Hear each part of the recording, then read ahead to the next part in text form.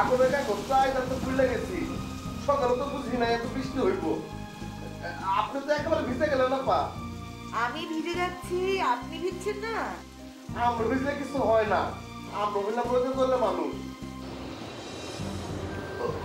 ওরে বাপরে, কি বাতাস! আপা, আপনার ভয় লাগতেছে? হ্যাঁ, না না না, ভয় লাগছে না, ঠান্ডা লাগছে। এখন পৌঁছাতে পারলেই হয়। কিন্তু ঝড় তো বাইরে যাইতেছে, রিক্সার সামনে দিকে টানুন যাইতেছে না, মনে হইতেছে উড়াইয়া লয়ে যাইবো। কি করবো আপা? কি করবেন? এখন তো মনে হচ্ছে আপনি ভয় পাচ্ছেন। আহ, ওই যে রিকশালা ভাই দেখেন, ওই সামনে একটা বাড়ি দেখা যাচ্ছে বাঁদিকে। এক কাজ করেন, আপনি আমাকে ওইখানে একটু নামিয়ে দেন। কি করতেছেন আপা? নামে যাবেন? নামলে আপনার কোনো অসুবিধা হবে না তো? না না না, কোনো অসুবিধা হবে না, খানাকে আপনি কষ্ট করেন, আপনি আমাকে ওই সামনে একটু সাইড করেন। হ্যাঁ হ্যাঁ, এই যে এখানে। হ্যাঁ হ্যাঁ, আচ্ছা।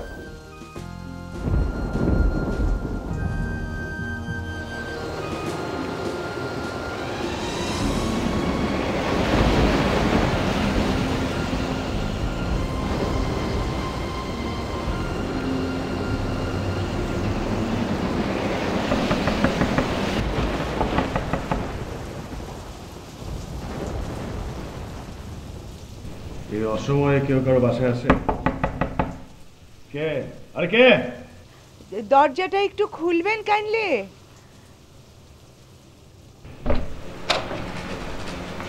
ও সরি। না না না, ইটস অলরাইট। আসলে বাতাসের ঝাপটায় মোমবাতিটা নিভে গেছে। আমি আবার জ্বালিয়ে দিচ্ছি।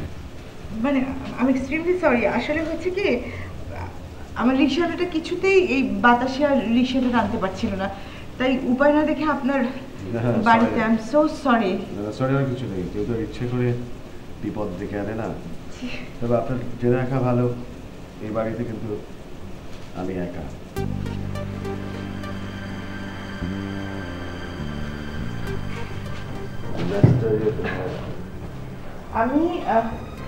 আমি ঝড়টা থামলেই চলে যাব, কেমন? আচ্ছা, মানে আসলে কি এই বাড়িতে আপনি ছাড়া আর কেউ নেই? আমার কথা আপনার বিশ্বাস হয়নি? এই পদে কেরানিটা একজন সঙ্গী ছিল, ঠিক ঠিক। আমার তাও নেই।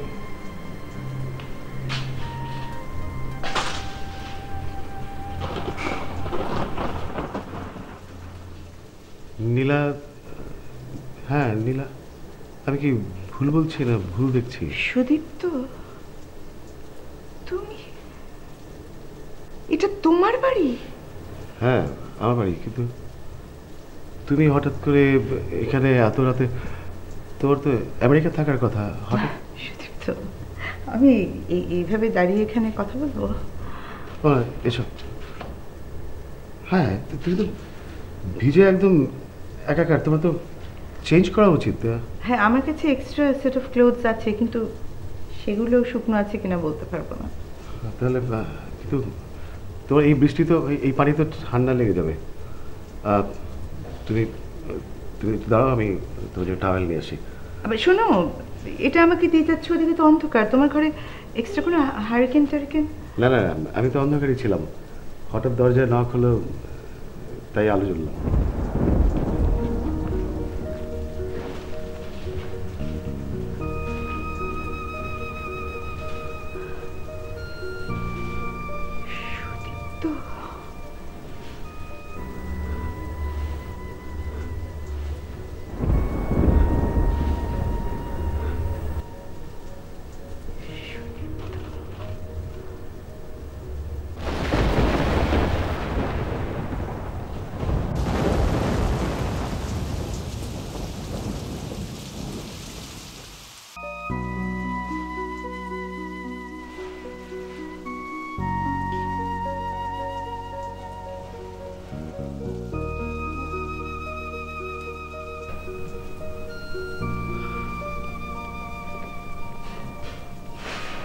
দাঁড়িয়ে আছো কেন?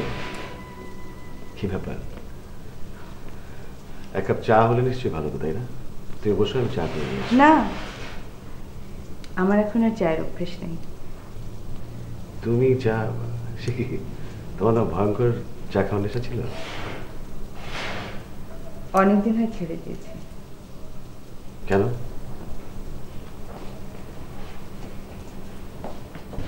ওই আমি যখন সেকেন্ড টাইম কনসিভ করি তখন চা কফির গন্ধে একদম বমি আসতো।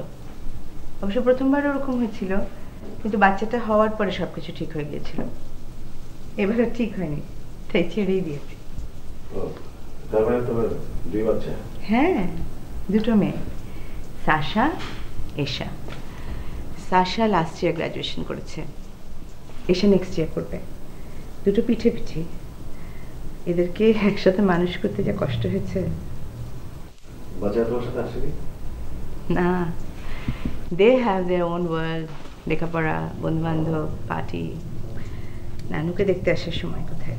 আর আমি তো আসলে গতকাল এসেছি। আমি শারমিনের কথা মনে আছে তোমার?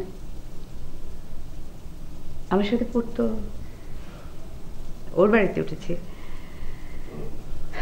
মাকে দেখতে এসেছো? মা কি অসুস্থ?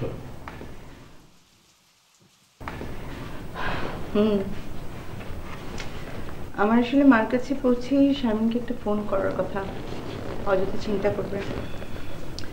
ইনফ্যাক্ট আমার না যেভাবেই হোক এখন চলে যাওয়া দরকার। কিন্তু এই অবস্থার মধ্যে যাবে কিভাবে? বুঝতে পারছি, কিন্তু ধরো সারা রাতেও যদি বৃষ্টি না থামে।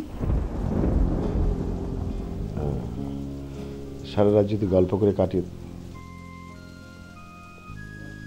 হ্যাঁ হ্যাঁ, কিন্তু ফোন করাটা খুব জরুরি। টেলিফোন না, কিন্তু যে অবস্থা লাইন টাইম পাবে কিনা তারটা ছিঁড়ে টিড়ে যায়। এসো।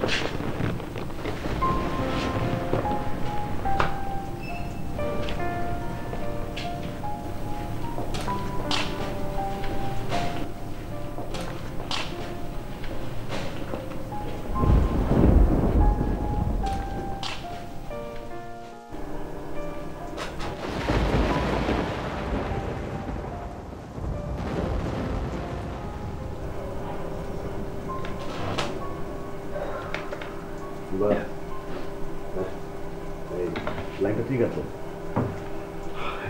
করো। কি দেখছো? এটা আমার বেডরুম।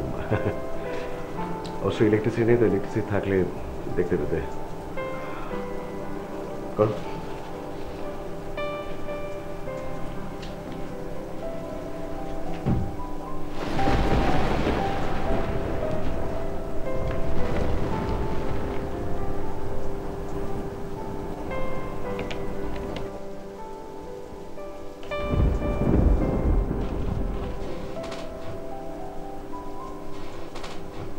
Hello hello Sharmin. হ্যাঁ হ্যাঁ, আমি নীলা। হ্যালো, হ্যাঁ আমি পৌঁছে গেছি। এখানে প্রচন্ড ঝড় বৃষ্টি। হ্যালো, হ্যাঁ কথা খুব আস্তে আসছে। কোনো চিন্তা করিস না, আমি পৌঁছে গেছি, ঠিক আছে? হ্যাঁ আমি তোকে পরে। আচ্ছা শোন, হ্যালো, হ্যাঁ হ্যাঁ, এভরিথিং ইজ অল রাইট। আমি পরে যোগাযোগ করবো আবার। ওকে ওকে, বাই।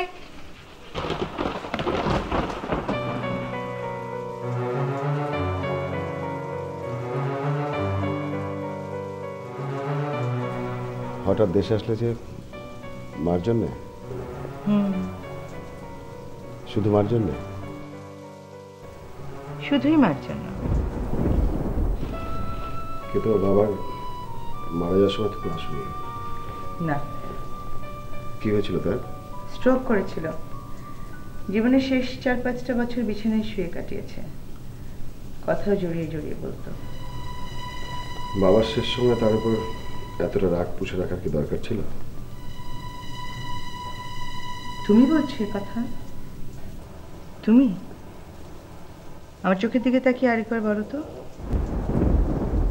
না, কিন্তু তার কথাতে তো তুমি আমাকে ছেড়ে চলে গিয়েছিলে, তাই না? হ্যাঁ, কারণ আমার বাবাকে আমি চিনতাম। জগতের এরকম কোনো জঘন্য কাজ নেই যেটা ও করতে পারতো না।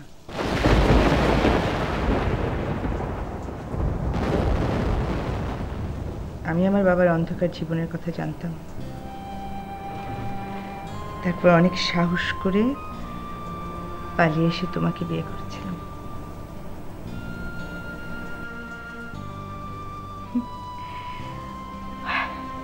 যাই বলো, আমাদের সেই চিলেকোঠার কয়েকদিনের সংসারটা কিন্তু বেশ ছিল।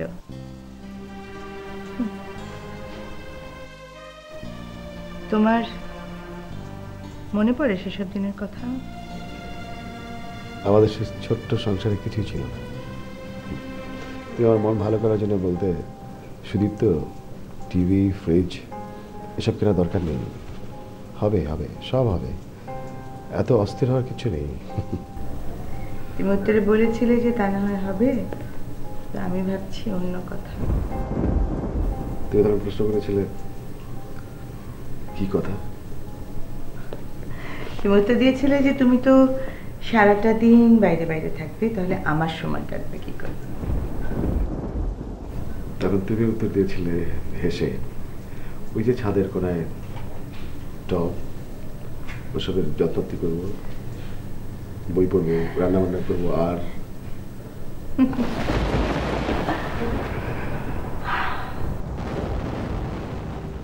জানো নীলা, আমি চোখ বুঝলে না এখনো সব কিছু দেখতে পাই।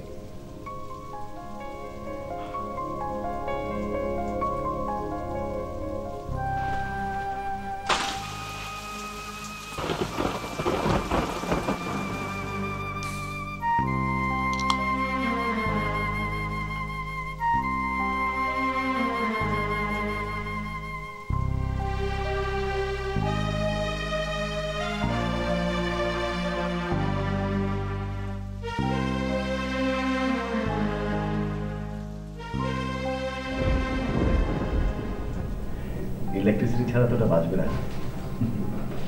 তুই বেটার খালি গলা একটা গান ধর না, কতদিন তোমার গান শুনি না। কতদিন বলছো? বলো কত বছর। হ্যাঁ, গাও না একটা। সে তো গাওয়াই যায়, সুর হবে কিনা জানি না, প্র্যাকটিস না থাকলে যা হয়। তেন্ডুলকারও 0 রানে আউট হয়। হোক, তারপর গাও। তুমি নাকি ভালো আবৃত্তি করতে, কি চমৎকার ছোট গল্প লেখার হাত ছিল তোমার, লিখলে না তো? আর হ্যাঁ, লিখে আর কি হবে? সুদীপ্ত চৌধুরী, নীলা আহমেদকে কি তাদের সেই অবস্থান থেকে বের করে আনা যাবে? যাবে না। গাও, তুমি একটা গান ধরো, আমি এই ফাঁকে কিছু বসিয়ে দিই। খেতে তো হবে নাকি? ধরো। দেখি মনে করি। তুমি রবে নীরবে হৃদয়ে মম, তুমি রবে নীরবে নিবিড় নিভৃত পূর্ণিমা নিশীথে নিশম, তুমি রবে নীরবে। এই কি হলো, গান থামালে কেন? দম দম। কি হলো? দম নেই, প্র্যাকটিস না থাকলে যা হয়। কেন প্র্যাকটিস করো না কেন?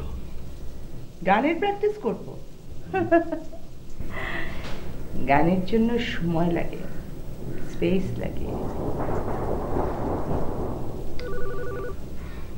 টেলিফোনটা চলে আসে।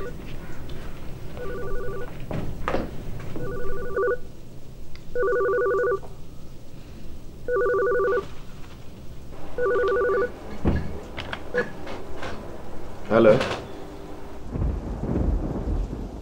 জি ওসি সাহেব, কোন থানা? না, এরকম কেউ আসেনি তো। কিরকম? না না, আপনি যেরকম বর্ণনা দিলেন সেরকম কোনো লোক না, কেউ আসেনি। না না, ইটস অলরাইট, ইটস অলরাইট। না না, বিরক্ত হবো কেন? এটা তো আপনার দায়িত্ব, তাই না? না না, ওকে, ইটস অলরাইট। হ্যাঁ, বাবা।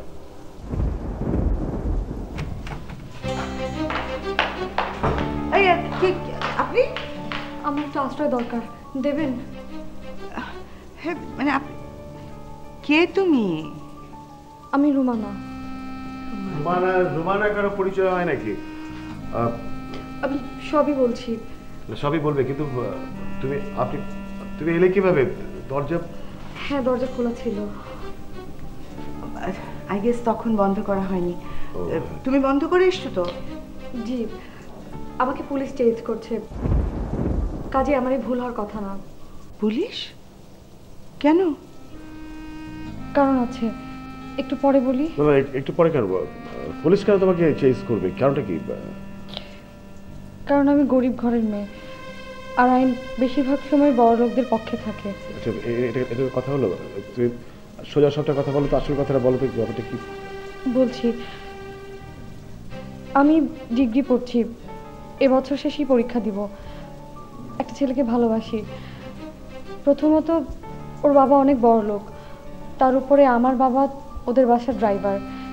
এটা ছেলের বাবা কোনো মতেই মেনে নিতে পারছে না, আর তাই মিথ্যা চুরির দায়ের মামলায় আমার বাবাকে ওরা ধরে নিয়ে গেছে। আমি প্রতিবাদ করতে গিয়ে দেখি ওরা আমাকে ধরতে চায়। আমি বুদ্ধি করে কোনো রকম পালিয়ে এসেছি। এখন যদি আপনারা আমাকে এখানে একটু আশ্রয় দেন, তাহলে আমার বাবুর সাথে বিয়ে হবে, আর আমি আমার বাবাকে ছাড়িয়ে আনতে পারবো। তোমার বন্ধু কি করে? ও মাস্টার্স করছে। আমরা দুজনই অ্যাডাল্ট, সেদিক থেকে কোনো সমস্যা নেই। সমস্যা হচ্ছে ওর বাবা। ওর বাবাকেও জমের মতো ভয় পায়। লোকটা ছোটবেলা থেকেই তার ছেলেকে পঙ্গুর মতো করে রেখেছে। কিন্তু বাবাকে ধরে নিয়ে যাবার পর থেকে আমার বন্ধুটি অনেক সাহসী হয়ে উঠেছে। বলছে আমরা প্রথমে রেজিস্ট্রি করে বিয়ে করব, আইন আমাদের পক্ষে সুরসুর করে চলে আসবে। এখন আপনারা যদি আমাকে এখানে কিছু সময় আশ্রয় দেন, তাহলে আমার বাবলুর সাথে বিয়ে হবে, আর আমি আমার বাবাকে ছাড়িয়ে আনতে পারবো। তোমার বন্ধুর নাম বাবলু? জি।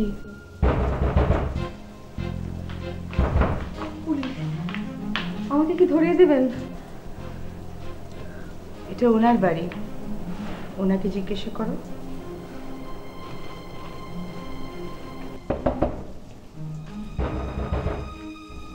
কে? আমি। দরজাটা একটু খুলবেন প্লিজ? ও ওসি সাহেব, আশ্চর্য! আপনাকে কিন্তু বললাম যে আমার এখানে কেউ ঢোকেনি।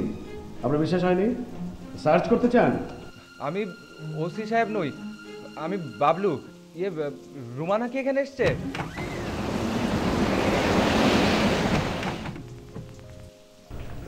বাবলু, আচ্ছা এখন বলো তো, তোমাদের কি দুজনকে পুলিশের হাতে তুলে দেওয়া উচিত? তা কেন উচিত? কারণ সবার তো প্রত্যেকেরই আইনের পক্ষে থাকা উচিত। কিন্তু আপনাদের কি এখনো মনে হচ্ছে না আমরা অ্যাডাল্ট?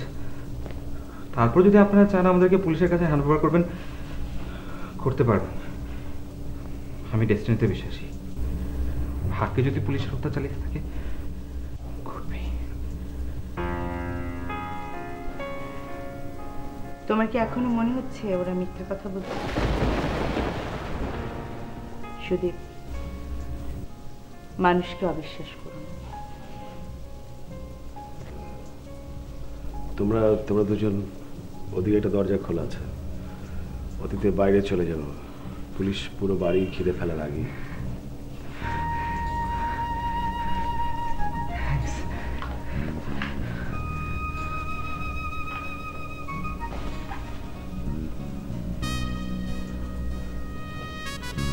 বাইরে তো অনেক ঠান্ডা, ভিজেও গেছে তুমি।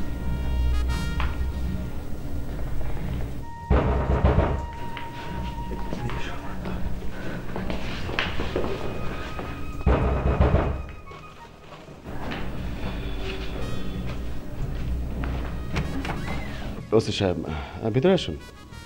তবে আপনাকে টেলিফোনে যা বলেছি সেটা ঠিক, তবু যদি আপনার সন্দেহ থাকেন আসুন, চেক করে যান।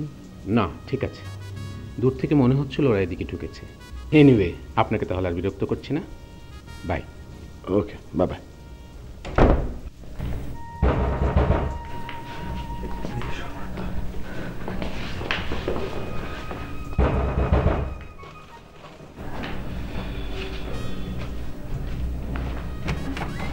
ওসি সাহেব ভিতরে আসুন।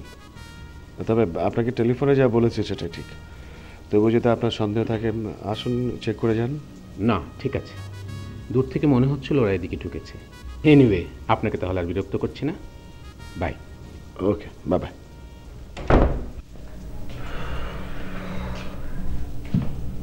Thanks God. Just a minute, দরজাটা একটু আটকে আসে।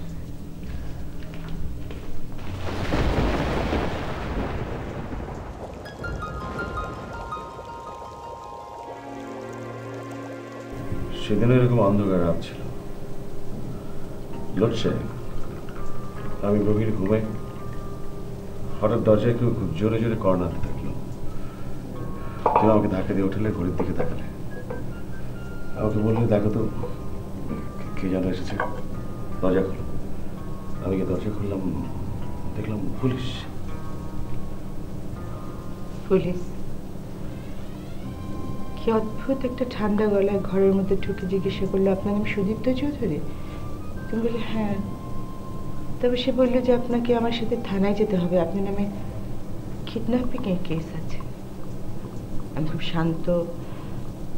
শান্ত গলায় তাকে এসে বললাম যে আমার নাম নীলা, আপনি আমাকে দেখুন, আমি একজন অ্যাডাল্ট। আমাকে দেখে আপনার মনে হচ্ছে যে আমাকে কেউ কিডন্যাপ করে নিয়ে আসতে পারে? আমি তো স্বেচ্ছায় এসেছি। কিন্তু সেই লোকটা আমাদের কোনো কথা শোনেনি, তোমাকে প্রায় একরকম জোর করেই ধরে নিয়ে গেল। আমি তোমাকে একটা অসম্মানজনক মামলার হাত থেকে বাঁচানোর জন্য খুব দ্রুত চিন্তা করে আমাদের নিজের বাড়ি চলে এলাম। ভেবেছিলাম বিয়ে যখন হয়ে গেছে বাবাকে তো আমি অবশ্যই রাজি করাতে পারবো, পারিনি। আমার মাও বাবাকে অনেকভাবে বোঝাতে চেষ্টা করেছিল, কিন্তু বাবা সে একই কথা, যতই কাঁদো তাতে কোনোই লাভ নেই। যদি শুধু আমার কথা শোনো তাহলে ওই ছেলেকে পুলিশ ছেড়ে দেবে, তা না হলে সারা জীবন কিভাবে জেলে থাকতে হয় সে ব্যবস্থাই আমি করব। সুদীপ, আমি তখন শুধু তোমাকে বাঁচাতে চেয়েছিলাম।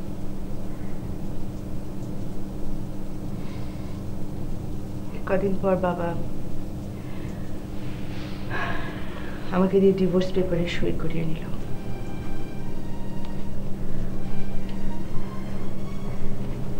আমি সই করার আগে একবার তোমার সাথে দেখা করতে চেয়েছিলাম, কিন্তু কোনো উপায় ছিল না। আমার বাইরে যাওয়ার সমস্ত পথ বাবা বন্ধ করে দিয়েছিল।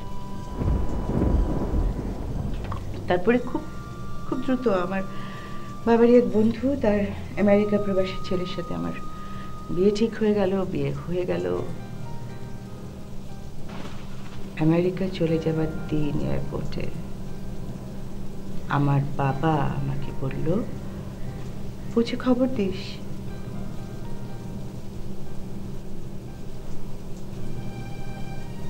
আমি আমার বাবার চোখের দিকে তাকিয়ে বলেছিলাম যে বাবা,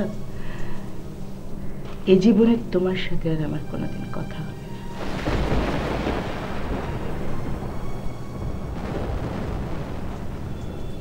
আরে এই দেখো মোমবাতিটা তো ছোট হয়ে যাচ্ছে, যে কোনো সময় নিভে যাবে। এই তোমার ঘরে এক্সট্রা মোমবাতি বা হারিকেন টারিকেন আছে তো? আছে বলে দেখি। হ্যাঁ দেখো না।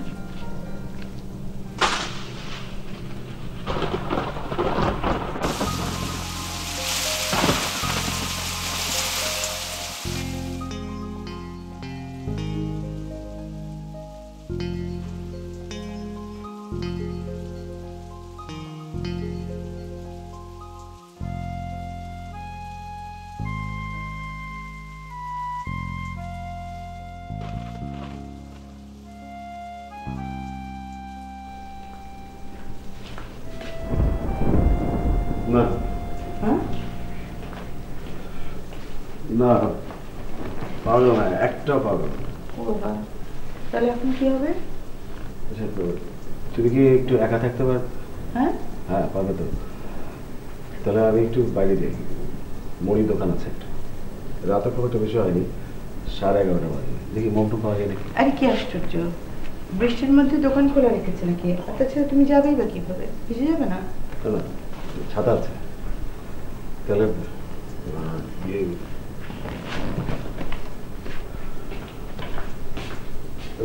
তুমি দরজাটা ভালো করে আটকে দিও।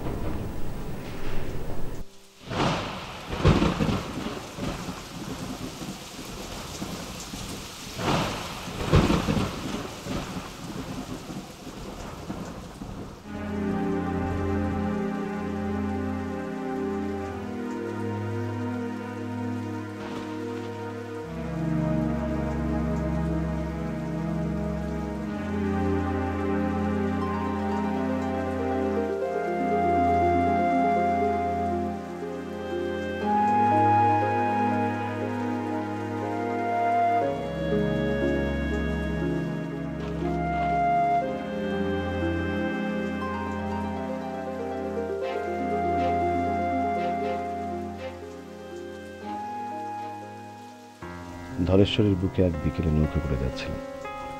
আমরা কজন ভেসে বেড়াচ্ছিলাম, বিমুগ্ধভাবে দেখছিলাম ধলেশ্বরের সৌন্দর্য, আর ভাবছিলাম হরিপদ কেরানির জীবনের কথা। পরনে ঢাকাই শাড়ি, কপালে সিঁদুর, সেই মেয়েটির কথা। ঠিক তখনই মনে পড়ে গেল যার অস্তিত্ব আমার সত্তায়, যাকে ভোলা যাবে না কখনো।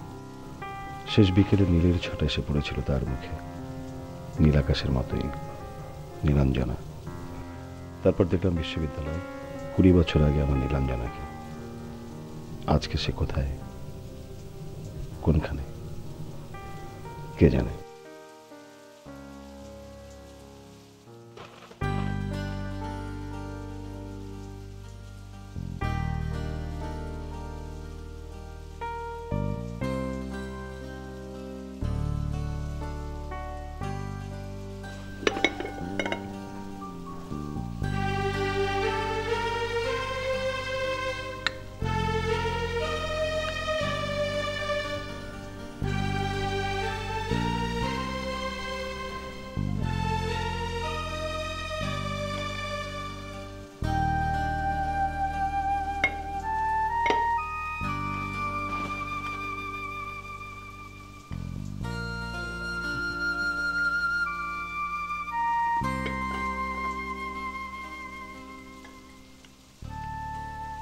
তুমি তো এই বছরে বেশ সংসারী হয়ে গেছো। বিয়ে করনি কেন? বিয়ে করিনি। সেটা তো দেখতেই পাচ্ছি, তাই তো জিজ্ঞেস করলাম কেন করনি। তুমি কি ভাবছো তোমাকে ভুলতে পারিনি দেখে বিয়ে করিনি? আমি তাই বললাম।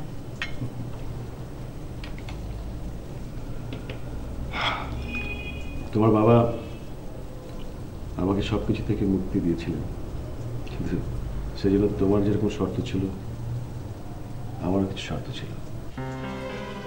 তোমাকেও শর্ত? হ্যাঁ, তুমি আমাকে ছেড়ে চলে যাওয়ার 3 দিন পর তোমার বাবা এলেন আমাদের চিলেকোঠার বাসায়। কিছুক্ষণ চুপ করে থাকলেন, তারপর বললেন তোমাকে মামলা থেকে রেহাই দিচ্ছি, কিন্তু কিছু শর্তে। ভয় পেও না, শর্তগুলো তেমন কিছু না।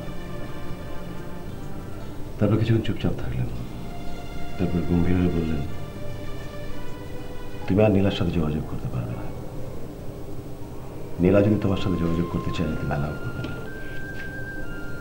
আর ও যাতে যোগাযোগ না করতে পারে সেই অ্যারেঞ্জমেন্ট তোমাকেই করতে হবে। এই শর্তগুলো মানতে হবে, যদি না মানতে পারো তাহলে তোমার যা হওয়ার তা তো হবেই, আর আমার কুলাঙ্গার মেয়েকে আমি টুকরো টুকরো করে কেটে ফেলতে আমার কষ্ট হবে না।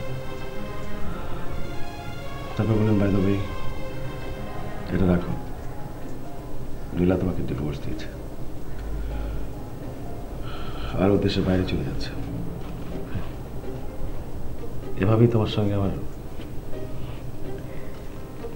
সব সম্পর্কের শেষ হলো। নীলা যদি তোমার সাথে যোগাযোগ করতে চায় তুমি অ্যালাউ করবে না,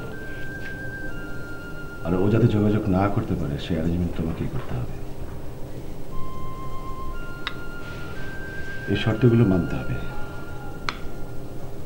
যদি না মানতে পারো তাহলে তোমার যা হওয়ার তা তো হবেই, আর আমার কুলাঙ্গার মেয়েকে আমি টুকরো টুকরো করে কেটে ফেলতে আমার কষ্ট হবে না। তারপর বললেন, বাই দ্য ওয়ে, এটা রাখো, নীলা তোমাকে ডিভোর্স দিয়েছে আর ও দেশের বাইরে চলে যাচ্ছে। এভাবেই তোমার সঙ্গে আমার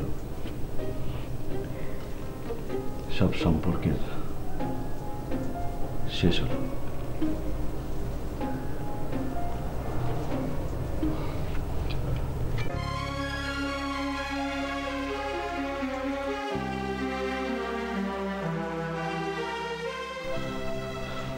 এভাবেই তোমার অস্তিত্ব আমার জীবন থেকে আলাদা হয়ে যায়। বাবা যা বলেছিল তার সবই সে করতে পারত। এরকম প্রচুর ভয়ঙ্কর কাজ সে তার জীবনে করেছে। 20টা বছর তোমার কোনো খোঁজ নেবার আমি চেষ্টা করিনি,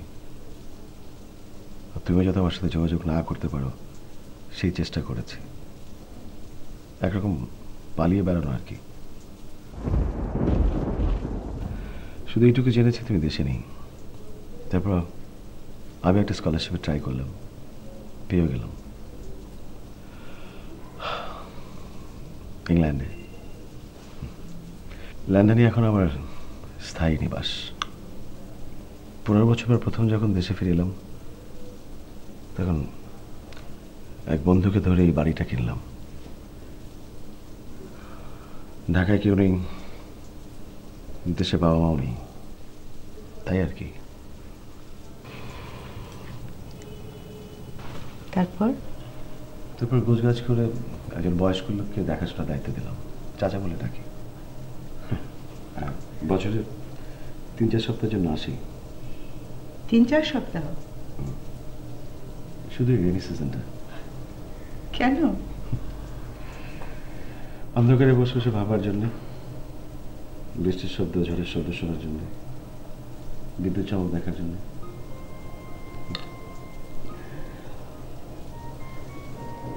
কে জানে, হয়তো এভাবে তোমাকে আবার দেখবো সেটা আমার ভাগ্যে লেখা ছিল। সেই জন্যই এই বাড়িটা। খাও না কেন?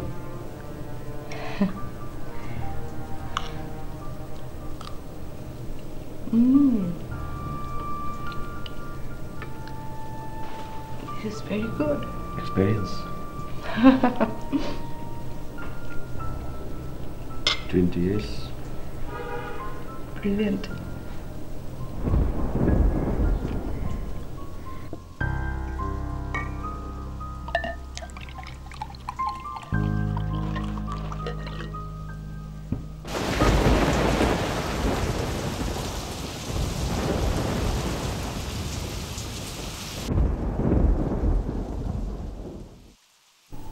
কটা বাজে? এই তো রাত প্রায় 2টো।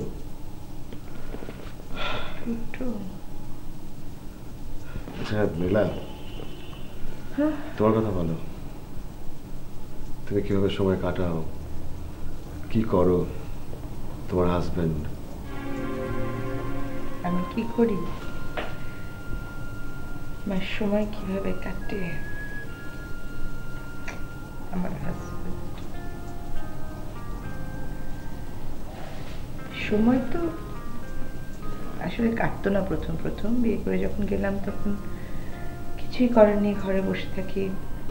ভালো লেখাপড়াটা শুরু করি। আবার বলি যে হ্যাঁ হ্যাঁ তোমাকে শিগগিরই ভর্তি করিয়ে দেবো। এই তো সেই শিগগিরিটা আর হয়ে উঠলো না। তারপরে আজ ভর্তি হবো কাল ভর্তি হবো করতে করতে এক সময় সাশা আমার বড় মেয়েটা হয়ে গেল। বাচ্চা নিয়ে সময় ভালোই কাটছে, খুবই ব্যস্ত।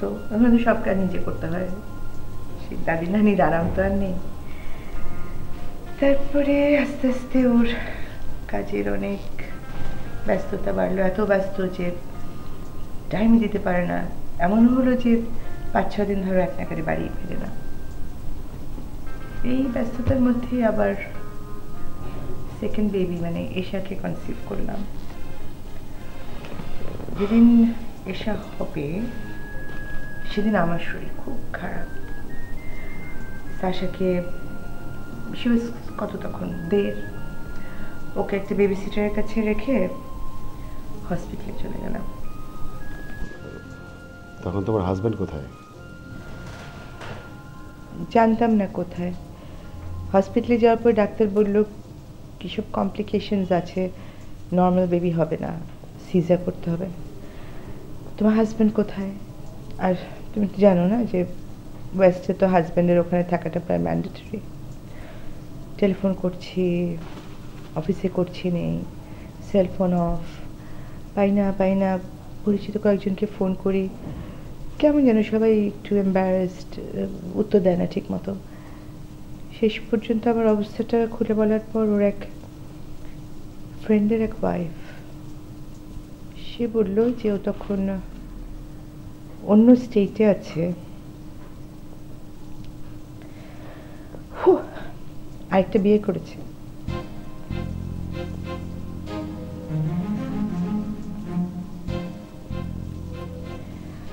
ডাক্তার তো আমাকে বলেই যাচ্ছে ডোন্ট ক্রাই। কত অল্প বয়স বলো তখন আমার। আমি কি আর সেই ডোন্ট ক্রাই মানি? আমি তো কাঁদছি।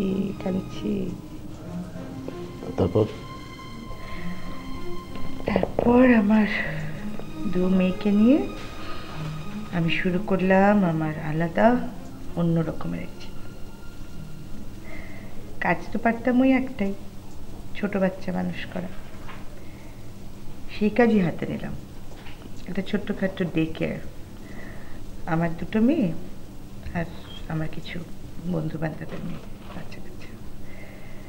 তারপর মেয়ে 2 বড় হলো, স্কুলে গেল, অন্যদের বাচ্চাদের বড় করতে লাগলাম।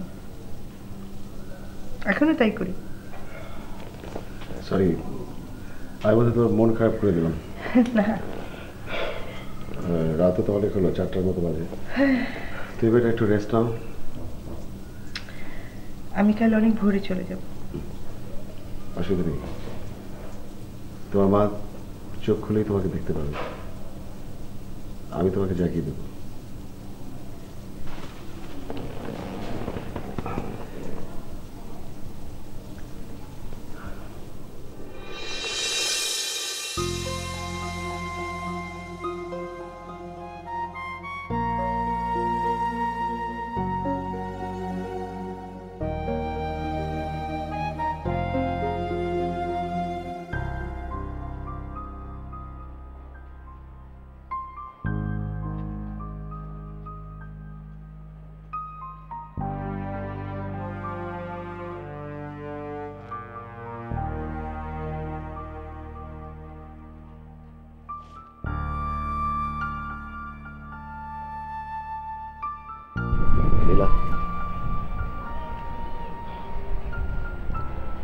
যোগাযোগ রেখো, অন্তত খোঁজ খবর যাতে পাই। তুমি ভালো থেকো। কতবার ভেবেছি জানো, তুমিও দেশের বাইরে, আমিও বাইরে। কোনো এয়ারপোর্টে যদি হঠাৎ দেখা হয়ে যেত। এখন মনে হচ্ছে দেখা না হলেই ভালো হতো। আমার খুব খারাপ লাগবে। আমারও।